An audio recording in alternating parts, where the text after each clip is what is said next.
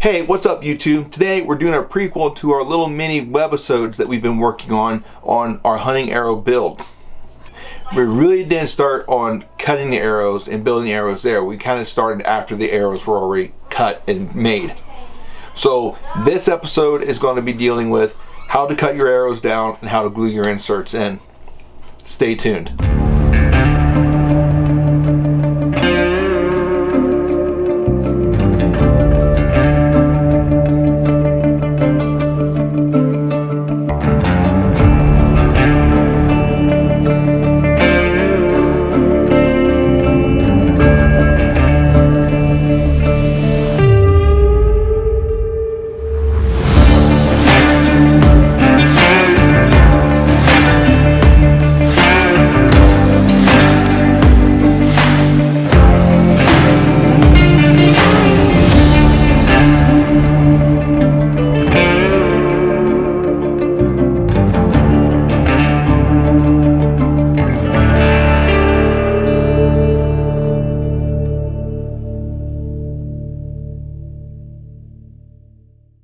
So what we're going to need for this process is you're going to need a good arrow saw.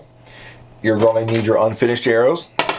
You're going to need some kind of a wipe or cleaning solution. You can use alcohol, cotton swabs, a few other things. Some people like to use acetone, which is fine, but be careful because with some adhesives, the acetone actually will counteract with those and won't allow them to do what they need to do. You want a Sharpie. I use the G5 arrow squaring device. Of course, we have our inserts, and these are the insert outserts, and we have epoxy that we're going to be using. So to start off, we're going to make sure that our arrow saw is set to the correct length of what we want our arrows to be. Remember, most manufacturers, when they give you your arrow length for your spine charts, they're talking from the throat of the nock, which is right there, the throat of the nock, to the end of the carbon. They don't include the outserts if they stick out a little bit further, or the inserts if they stick out a little bit further. It's to the end of the carbon. So I cut my arrows down to 29 inches before I insert the inserts plus the outserts, which puts them up to about 29 and a half, I think, to the finish. Or once your arrow saw is set to the correct setting, which is done by moving this block here by unscrewing it and tightening it down. Each arrow saw is going to be a little bit different how it's done. So I insert the nock end. There's a notch in the block that we're going to insert the nock into, but we're going to want to do that after we get the saw blade turning. We don't want to set this in here first. Set it in there first in case it wants to fall into the blade. We end up getting a bad cut because we want to be able to control the arrow the best we can. So it's going to get loud in here, so I'm going to kind of explain a little bit of what I want to be doing. So once the arrow is in place, what I'm going to do is actually spin the arrow away from the saw blade. So I'm going to spin it away from the saw blade as I'm making contact with the blade as it's cutting through. I don't want to push the arrow through. I'm kind of spinning it and lightly putting pressure on it into the saw blade until it cuts completely through. So we get a nice solid even cut. So we're going to get the cutting started, so it's going to get a little bit loud in here.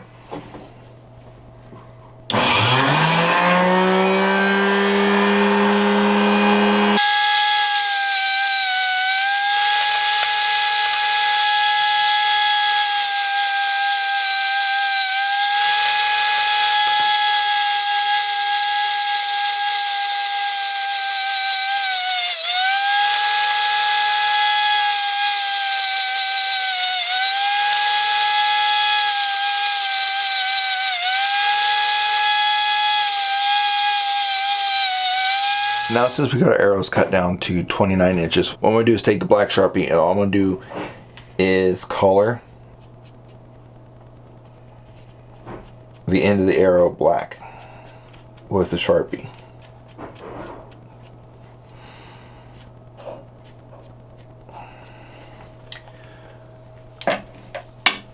Once I've done that, I grab the arrow squaring device, and on the table, I'll kind of show you what we're doing. We're going to rub the end of the arrow against the abrasive surface of the arrow squaring device. The reason we colored it black with the black marker is so that we know that we've actually shaved this down. So the goal as I'm turning this is when I check it, I shouldn't see any more marker left on this. So we want to do this on a nice flat even surface, so we'll set this down and we'll do it. Doesn't take a lot of pressure, just nice even pressure as you spin it a couple times. Pull it and look to see if you have any black left on the arrow. If you don't see any black Sharpie on there still, then you know that you've taken product off and it's enough. That step right there is really vital when we go to do our inserts, so that they're flush. Because if they're not flush when they're on there, it might not show up as much with field points, but with broadheads, especially fixed blades, if they're not flush, they're going to start to fly weird, because they're going to be picking up air as they're flying, and they're going to cause drag into the air. It's going to want to pull the air one way or the other. So basically the broadhead begins to fight the vanes. We don't want that to happen. So we're going to repeat the process for all arrows that we're doing. So we have all 6 arrow shafts have been squared up. The next step is to clean the shafts off, both on the outside and the inside, to get ready to glue the insert and the outsert on. Alright, so much like in our previous video, all we're doing is just cleaning the shaft off, getting any residue and stuff off of it, and getting it ready for the epoxy that we're about to put on it for the insert and the outsert. So just simply all we're doing is just cleaning it off, just like we did for our wrap and flex video. Alright, so these are the insert outserts that we're going to be using from day 6. So this is it's the 50 grain, I believe, aluminum. They have 100 grain stainless steel. I talked with the company owner, Brian, and he said with my specs, going with the 29-inch arrow, I would go with the 50 compared to the 100, just because of the spine. So I went ahead and went with the 50 as he recommended. So far, I've not had a problem with them. Love them. So these are what we'll be using. So like I said, it's an insert outsert. So the insert will sit down inside the arrow up to about here, and then the outsert screw will slide over and then screw on. Now we are going to be using epoxy for both the insert and the outsert, which is recommended by day 6 by Brian and then there at day 6. So we'll be epoxying both of those on. A little tip for everyone: it's a good idea to dry fit some of your components onto your arrows to make sure that they're going to fit, that you don't have any surprises when you start to glue these on. Although epoxy is rather forgiving for the first bit, it does set up in about 5 minutes, so you don't have unlimited time, but you got a little bit more time to work with it compared to a more typical quote-unquote super glue. Alright, looks like everything's fitting pretty good. Some good tight tolerances they got there. Alright, so the next step is to get the epoxy ready to roll. We're going to make sure we keep a wet rag here to wipe up any excess that we have. So let's get that epoxy stirred up and made, and we'll get this next step going. So when doing epoxy, you're going to notice it comes in 2 parts. You can get it in 2 separate parts, or Gorilla Glue sells it in all one syringe. The goal behind this is to get equal parts. So to help me out with this, what I normally do is that the packaging has a little bit of a tray, so I'll start at one end and I'll make an even bead of both parts all the way down through the tray here, and then I'll take my stir stick and stir it up really good, which is the next step, because you have to make sure it's nice and stirred. You're going to look for a cloudy consistency, so it's going to be really cloudy, kind of an opaque. That's when you know you have this stirred and mixed well. From that point on, you got 5 minutes to finish whatever it is you're going to do, because once it sets up pretty hard.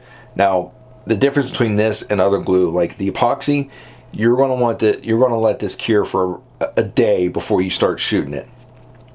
just to be safe. Your other type of like super glues will be ready to go probably in about 30 minutes. The epoxy, give it a good 24 hours. But this is a lot more solid of a hold than what you're going to get with a super glue. So let's get the epoxy mixed up.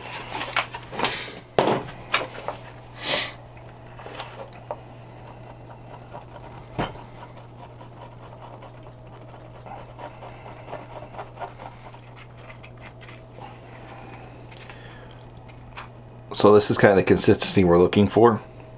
It's a nice opaque, really cloudy view to it, and it gets a little bit sticky. That's when you know you haven't mixed up good enough. So let's start adding this on. I take a little bit of the epoxy and I just wrap it around the insert on the inside here. Wrap around nice and even. Find my arrow, insert it down, make sure I have a good bead, push down for a good contact, wipe this down.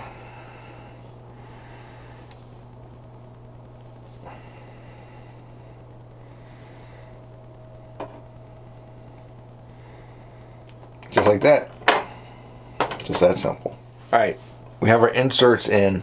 We're going to give the epoxy about 5 minutes to set up before we put the outserts on, because if I go to put those on now and twist those down, it's going to spin the insert inside and it's not going to make a good contact. So I'm going to give that about 5 minutes. We'll come back and finish that. Alright, so it's been 5 minutes. The inserts have had time to set, and that is pretty solid right now, which is exactly what we're looking for. So now we're going to mix up just a little bit more epoxy and we'll get those outserts on. Alright. So to do the outserts, I'm just going to run a little bit of epoxy here on the outside of the insert, sticking out. So I have that on there. I'm going to grab my outsert, run it down here, and pick up that glue.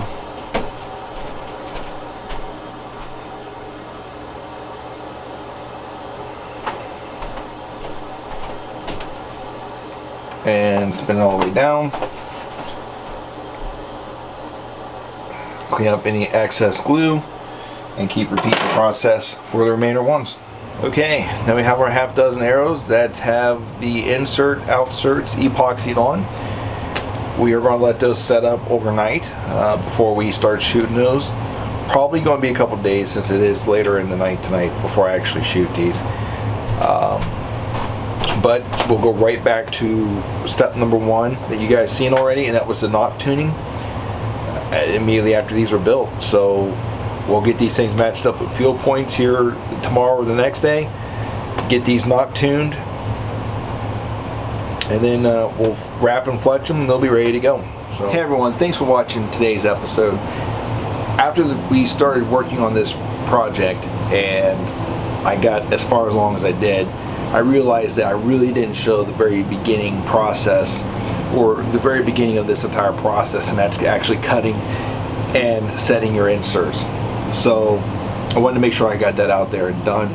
It's really simple. The entire process, all in all, is very simple once you actually dig into it and start doing it. So I hope you've learned something along the way throughout this entire process. We have a couple more videos that are going to be coming out for you guys that will finish up the entire process for you. If you have any questions, feel free to leave those in the comments. Don't forget to subscribe and give us a like. Make sure you keep your eyes open for any upcoming episodes. Thanks for watching this one. Until the next one, stay safe out there, and God bless you guys.